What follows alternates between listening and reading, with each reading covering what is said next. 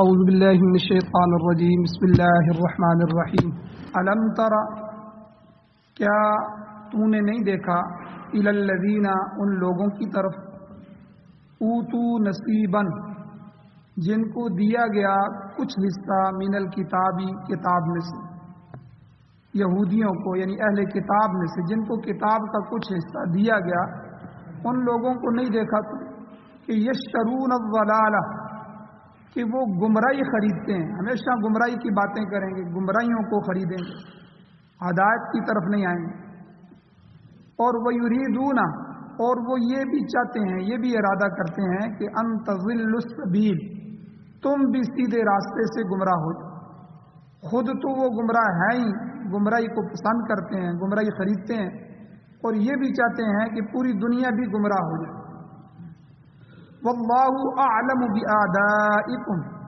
اور اللہ تعالیٰ تمہارے دشمنوں کو خوب جانتا ہے یعنی اللہ نے جو قرآن مجید میں تمہیں بتا دیا کہ تمہارے کون کون دشمن ہیں اے مسلمانوں اللہ سے بہتر تمہارے دشمنوں کو کون جاننے والا تو واللہ اعلم باعدائکم اللہ تمہارے دشمنوں کو خوب جانتا ہے وکفی باللہ ولیا اور کافی ہے اللہ تعالیٰ کارساز وکفی باللہ نصیرا اور کافی ہے اللہ تعالیٰ مدد کرنے والا من الذین ہادوا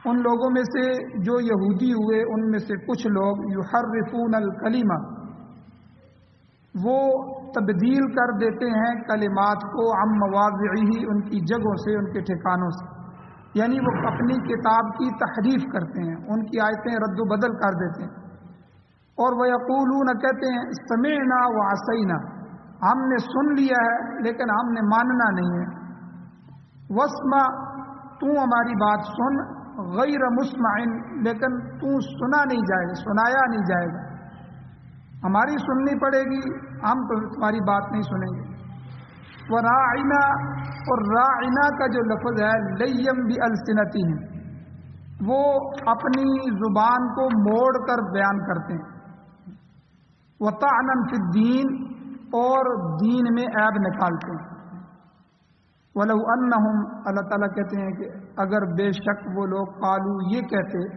سمعنا واطعنا ہم نے سن لیا اور ہم اطاعت کریں گے واسمع آپ سنیے وانظرنا اور ہماری طرف متوجہ ہو جائیے ہمیں بھی دیکھیے نظر کرم فرمائیے تو لکان خیر لہم ان کے لیے یہ جملہ کہنا اس طرح کہنا یہ بہتر ہوتا واقوم اور یہ درست بات ہوتی ولیکن لیکن اصل بات کیا ہے کہ لعنہم اللہ نے ان یہودیوں پر ان ایسے لوگوں پر لعنت کر دی ہے بکفرہم ان کے کفر کی وجہ سے فلا یؤمنون الا قلیلا پس نہیں وہ ایمان لائیں گے مگر تھوڑے سے ہی سورۃ النساء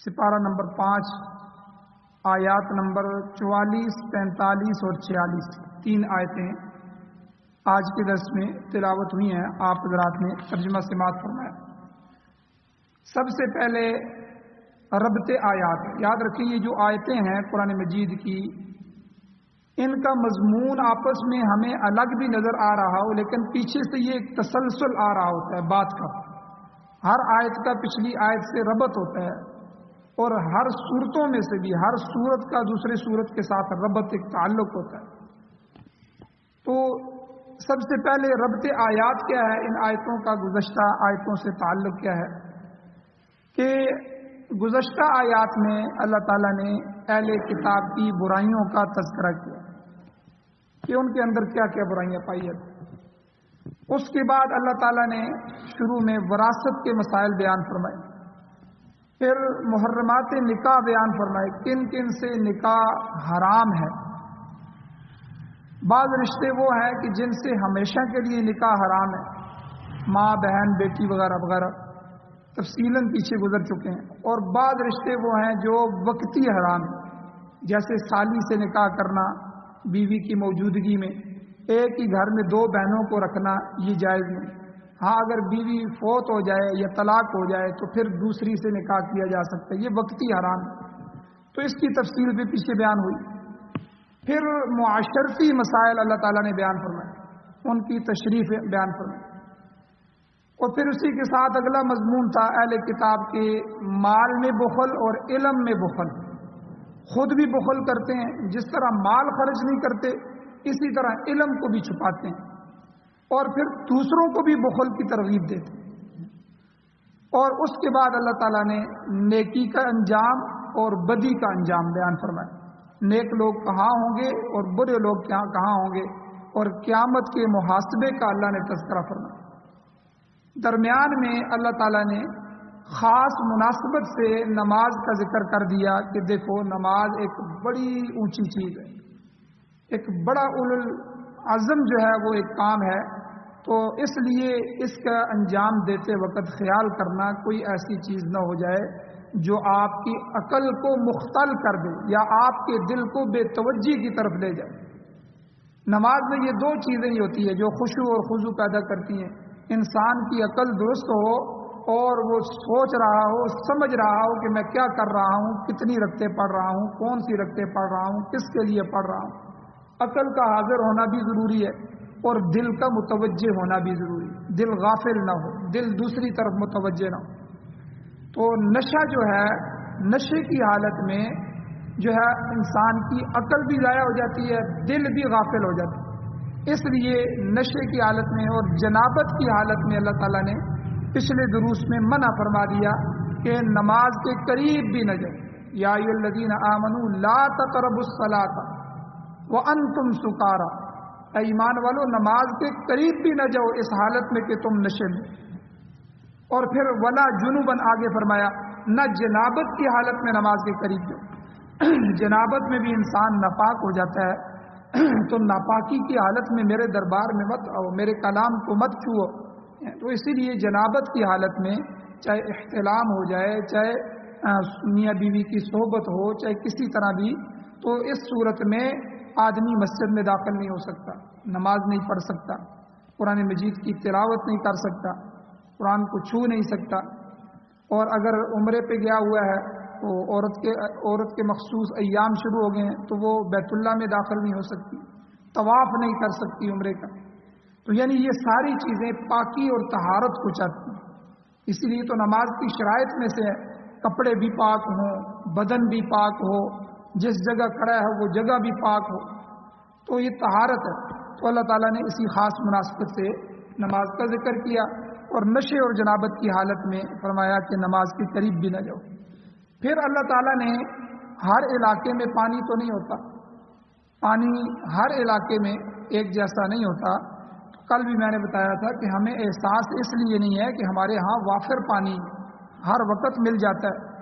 تو جن علاقوں میں پانی نہیں ہے، جو ریگستانی علاقے ہیں، تھر کے علاقے ہیں، چولستان کے علاقے ہیں، اور سینکڑوں میل کی پٹیاں ہیں اور ان پر پانی ہے ہی نہیں، تو وہاں پتہ چلتا ہے کہ پانی کی متبادل کوئی چیز ہونی چاہیے جس سے وضو اور غسل یعنی کیا جا سکے اور پاکی حاصل ہو جائے، تاکہ آخر نماز بھی انہوں نے پڑھنی ہے، تلاوت بھی انہوں نے کرنی ہے، سارے اعمال کرنے ہیں جن کے لیے طہارت شرط ہے۔ تو اس لیے پانی کی عدم موجودگی میں طہارت کے لیے تیمم کا طریقہ بتلایا، کل تفصیلاً اس پر بات ہو چکی ہے۔ اور اب ان آیات میں پھر اللہ تعالیٰ نے اہل کتاب کی جو مکاری ہے اور اسلام دشمنی ہے، اللہ نے اس کا ذکر فرمایا۔ اس تذکرہ کے پیچھے اللہ تعالیٰ نے سورہ بقرہ میں فرما دیا، وَلَن تَرْضَىٰ، ہرگز نہیں راضی ہو سکتے، عَنْکَ الْيَهُودَ وَلَا النَّصَارَىٰ، تم سے یہودی اور عیسائی کبھی بھی راضی نہیں ہو سکتے۔ اللہ کا فرمان ہے، یہ کسی مولوی کا فتویٰ نہیں ہے، ولا یہ اللہ کا فتویٰ ہے قرآن میں۔ وَلَن تَرْضَىٰ عَنْکَ الْيَهُودَ وَلَا النَّصَارَىٰ، کب راضی ہوں گے؟ تمہیں کتنا جھکنا پڑے گا، کتنی غلامی کرنی پڑے گی، کتنی ان کی باتیں ماننی پڑیں گی، ان کے کیا کیا تمہیں فحاشی اور عیاشی اور عریانی کے پروگرام پاس کرنے ہوں گے، کہاں تک جانا ہوگا۔ انہوں نے کہا کہ جب تک تم یہ سارے کام بھی کر دو وہ تم سے کبھی راضی نہیں ہوں گے، حتیٰ تتبع ملتہم، یہاں تک کہ تم ان کی ملت کو اپنا دو، تم خود یہودی اور عیسائی بن جاؤ، پھر وہ تم سے راضی ہو جائیں گے، ورنہ ایمان کی حالت میں تم جو ہے گئے گزرے بھی ہو جاؤ وہ تم سے کبھی راضی نہیں۔ یہ اللہ کا فتویٰ ہے قرآن مجید میں پہلے سپارے کے آخری 2-3 رکوع ہیں ان میں موجود ہے. اور اسی طرح اللہ تعالیٰ نے فرمایا کہ اے ایمان والو کہ یہودیوں کو دوست نہ بناؤ، کہ لا تتخذوا الیہود والنصارى اولیاء، ان کو اولیاء دوست نہ بناؤ، کہ ان میں سے بعض کے آپس میں یہ دوست ہیں.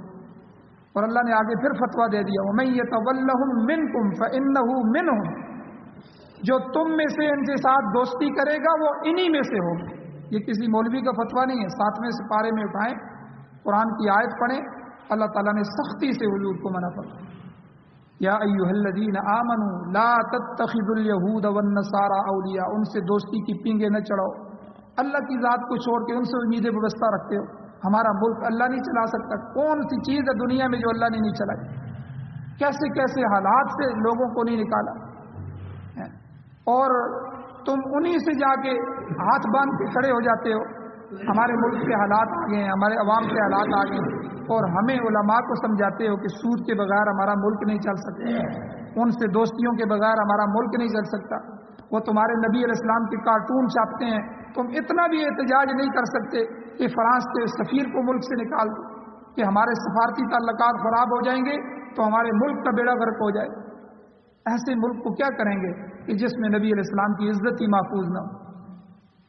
ایسی زندگی کا کیا فائدہ جس میں آقا علیہ الصلوۃ والسلام کے چہرے پر کیچڑ اچھالا جائے، آپ کی زندگی پر کیچڑ اچھایا جائے، آپ کی سیرت اور اخلاق کے اوپر جو ہے وہ داغ لگایا جائے.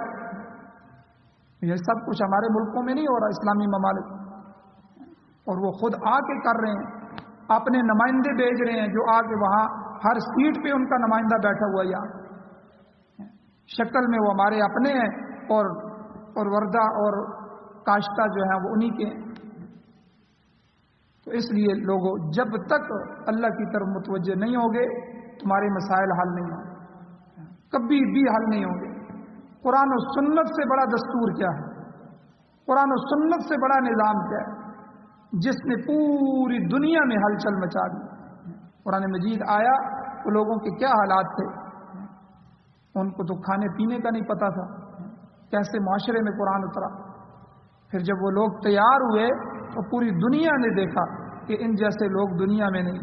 اور آج تک ہمارا ایمان ہے کہ صحابہ اکرام جیسی جماعت قیامت تک اور نہیں آ سکتی. تو بہرحال اللہ تعالیٰ نے آج کے درس میں پھر جو ہے یہودیوں کی، اہل کتاب کی جو ہے مکاری کو بیان فرمایا، اسلام دشمنی کو بیان فرمایا. اور اس بیان کے 2 بنیادی مقاصد ہیں کہ بار بار یہودیوں کی یہ چیزیں کیوں بیان کی جاتی ہیں، عیسائیوں کیوں بیان کی جاتی ہیں. اس کے 2 مقصد ہیں یہاں. ایک مقصد تو یہ ہے کہ اہل اسلام کو باور کروایا جائے، ان کو بتایا جائے کہ یہود و نصارہ ان کے دشمن ہیں. اپنی نسلوں کو بتاؤ کہ یہودی تمہارے کبھی سکے نہیں ہو سکتے. اپنی اولاد کو امریکہ اور یورپ کے خواب نہ دکھاؤ، ان کے تعلیم اور کلچر پہ نہ لاؤ، بے حیا اور فحش بن جائیں. قرآن کے کلچر پہ لاؤ، اسلام کو سکھاؤ. کیا نبی علیہ الصلوۃ والسلام سے اچھا چہرہ کسی کا ہو سکتا ہے؟ حضور سے زیادہ بہترین زندگی کسی کی ہو سکتی ہے؟ حضور سے بہترین اخلاق، تعلیم، کردار کسی کا ہو سکتا ہے؟ تو اس لیے ایک تو یہ باور کروانا تھا کہ تم اپنے دشمن کو تو پہچانو جو تمہارا ازلی ابدی دشمن ہے. تو ظاہر بات ہے کہ جب اپنی اولاد کو، جب لوگوں کو ان کی پہچان ہوگی کہ اللہ تعالیٰ نے فرمایا کہ یہود و نصارہ ان کے دشمن ہیں اور وہ ہمیشہ نقصان پہنچانے کی کوشش کرتے ہیں، لہذا مسلمانوں کو محتاط رہ کر دشمن سے اپنا دفاع کرنا چاہیے. اہل کتاب مسلمانوں کے اسی طرح ازلی ابدی دشمن ہے جس طرح شیطان پوری نسل انسانی کا دشمن. اور یاد رکھیں، یہودی مسلمانوں کا دشمن تو ہے ہی ہے، وہ انسانیت کا بھی دشمن ہے. ایک تو ان کی کتاب ہے تورات، وہ تو آسمانی کتاب ہے. ایک فقہ کی کتاب ہے ان کی، تالمود. جس طرح ہماری فقہ کی کتاب ہدایہ ہے، ان کی تالمود فقہ کی کتاب ہے یہودیوں کی. اس میں یہ بات لکھی ہوئی ہے کہ اللہ تعالیٰ نے اصل میں پیغمبر جو بھیجے ہیں وہ بنی اسرائیل کے پیغمبر بھیجے ہیں.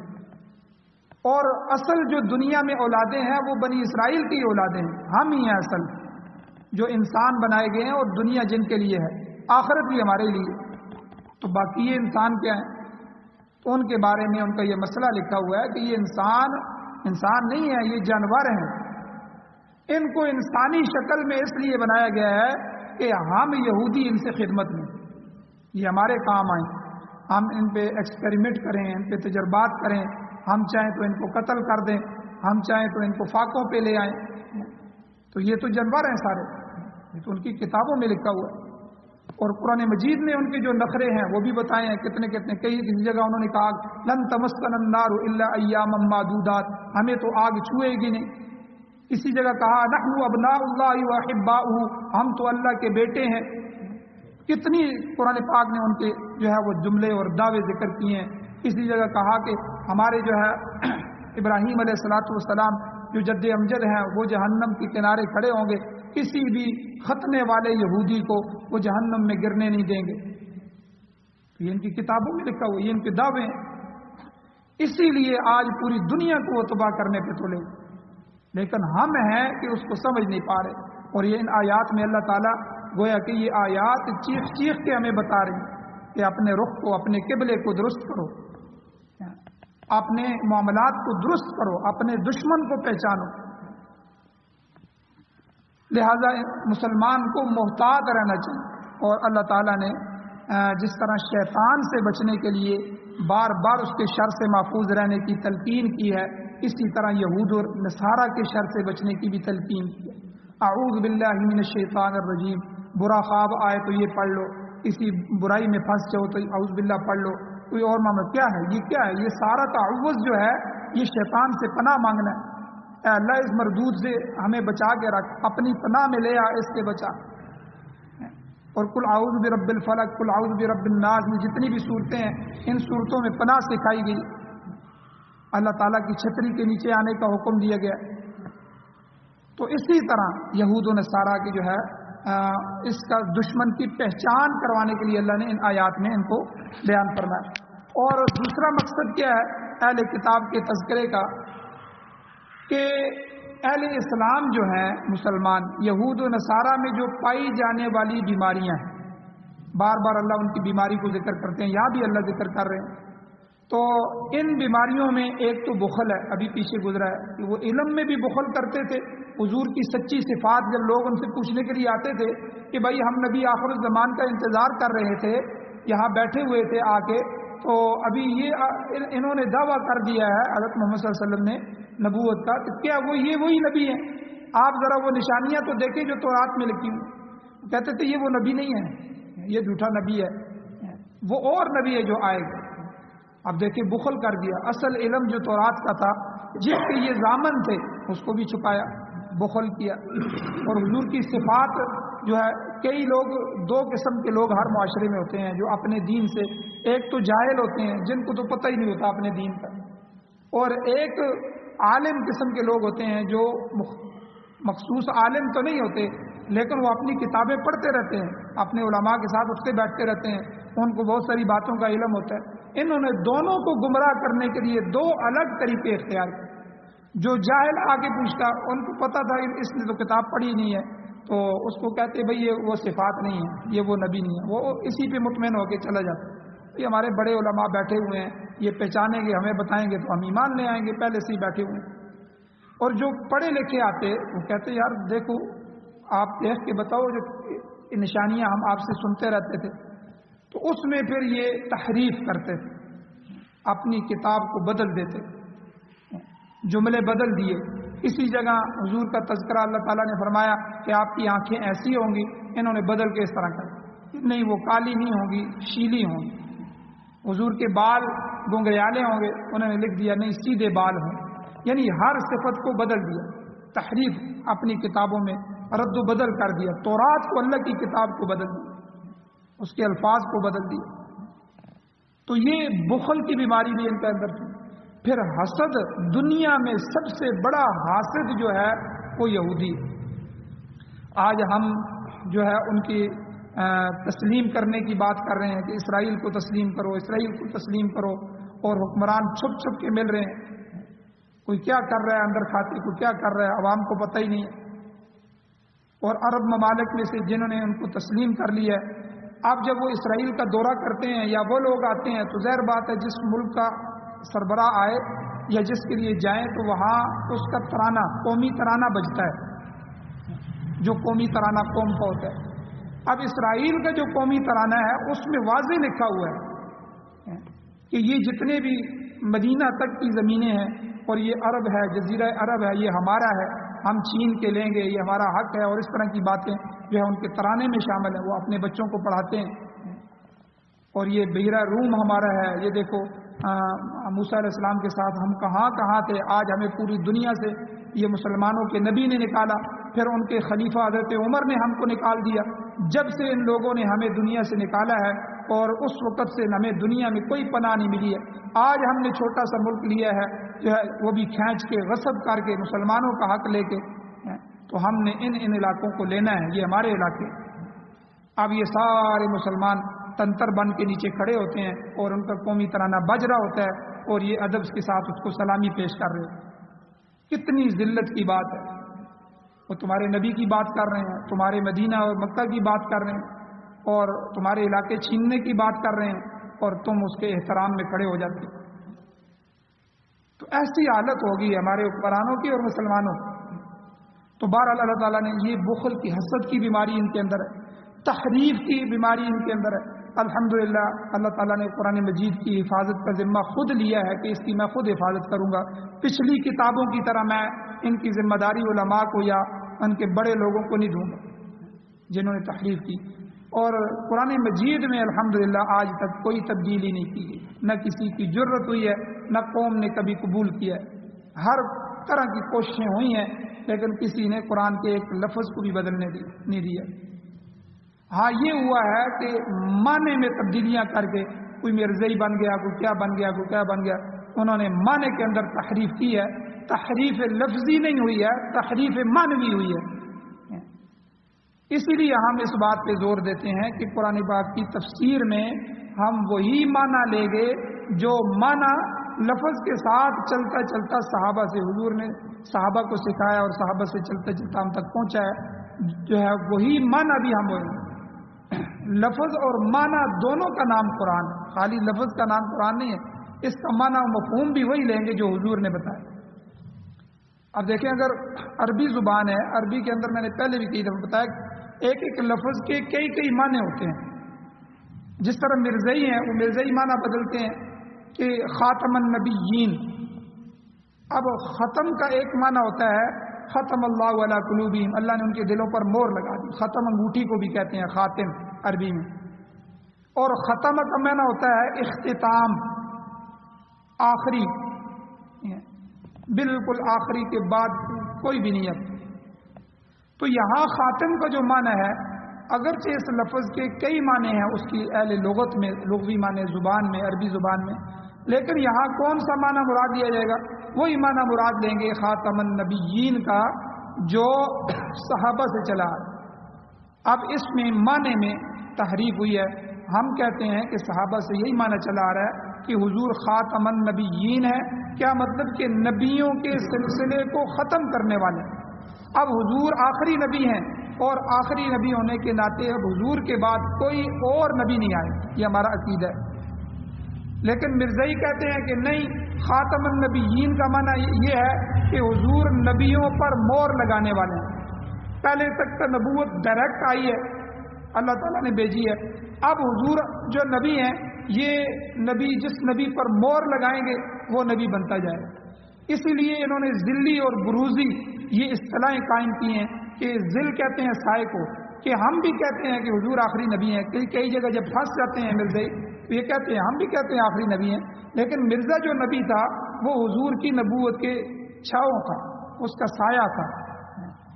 تو اس طرح کر کے جو ہے تحریف معنوی جو ہے وہ بالآخرت ہم یوقنون، اور آخرت پر وہ ایمان والے یقین رکھتے ہیں۔ آخرت کا معنی سب کو پتہ ہے کہ صحابہ سے کیا چلا آ رہا ہے، آخرت کا معنی قیامت ہے کہ قیامت پر مسلمان یقین رکھتے ہیں۔ اب یہاں بھی انہوں نے تحریف کی کہ آخرت کا معنی آخری نبی ہے، کہ ان سب کتابوں پر بھی ایمان لاتے ہیں، اے نبی آپ پر بھی ایمان لاتے ہیں، اور اس کے بعد ایک اور آخری نبی آنے والا ہے اس پر تو یہ یقین رکھتے ہیں۔ اب دیکھیں پورا معنی بدل دیا، لفظ نہیں بدلا، تو یہودیوں نے تو الفاظ ہی بدل دیے، تحریف کر دی، تورات کے اندر رد و بدل کر دیا، اور پھر کتمان حق کو چھپانے کی بیماری، تو یہ ساری بیماریاں یہودیوں میں موجود تھیں۔ تو اللہ تعالیٰ نے اہل کتاب کی ان بدماشیوں کو جو تذکرہ کیا ہے، اس کا دوسرا مقصد یہ ہے کہ اہل اسلام جو ہیں یہود و نصارہ میں جو پائی جانے والی بیماریاں ہیں ان سے محتاط رہیں، تاکہ یہود و نصارہ کی طرح یہ بیماریاں ان کے اندر پیدا نہ ہو جائیں۔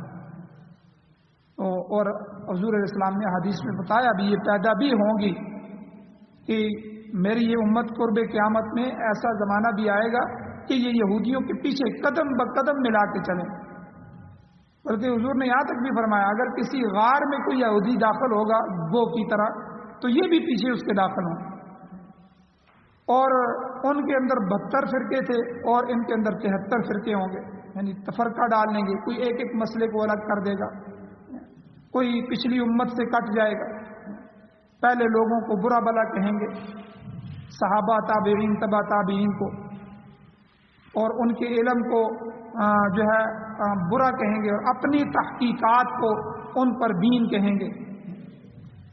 حالانکہ یاد رکھیں یہ 3 جو زمانے ہیں ان کے بارے میں تو حضور نے خود فرمایا، خیر القرون قرنی، لوگوں سب سے بہتر زمانہ میرا زمانہ، میں خود موجود ہوں، میرے صحابہ ہیں، یہ سب سے بہتر زمانہ ہے۔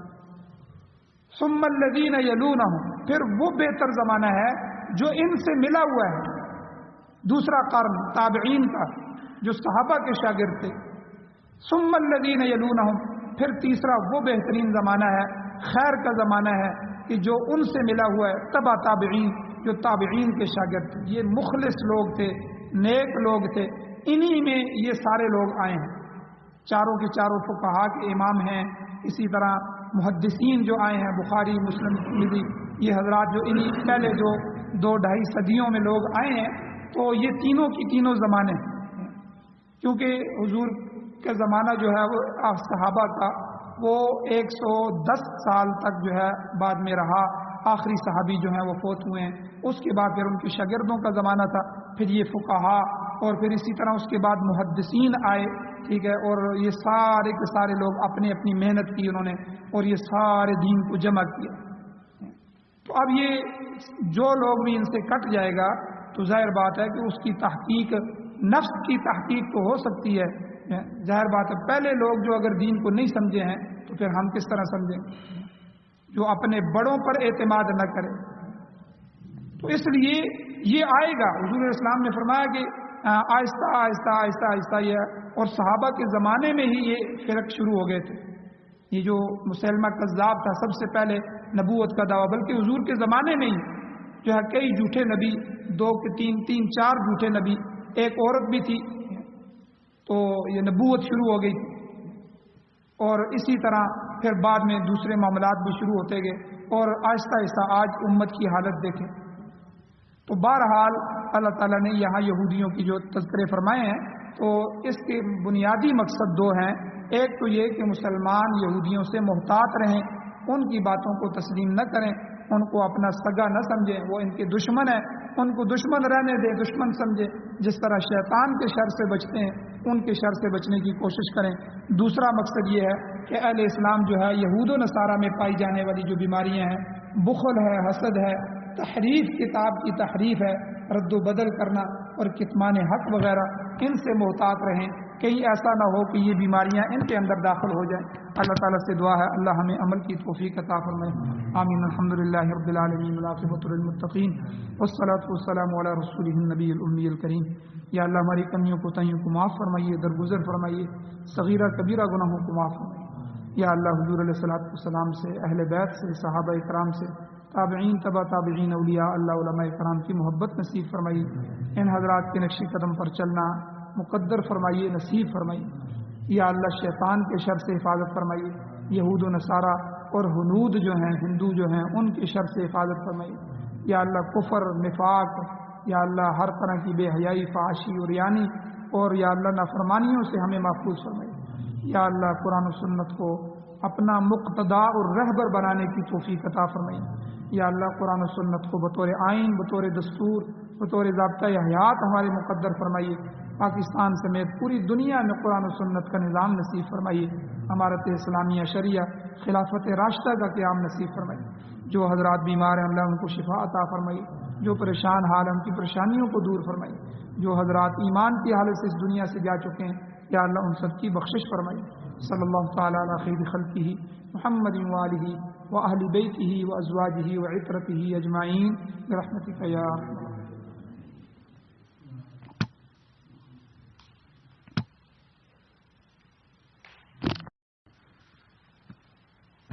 السلام.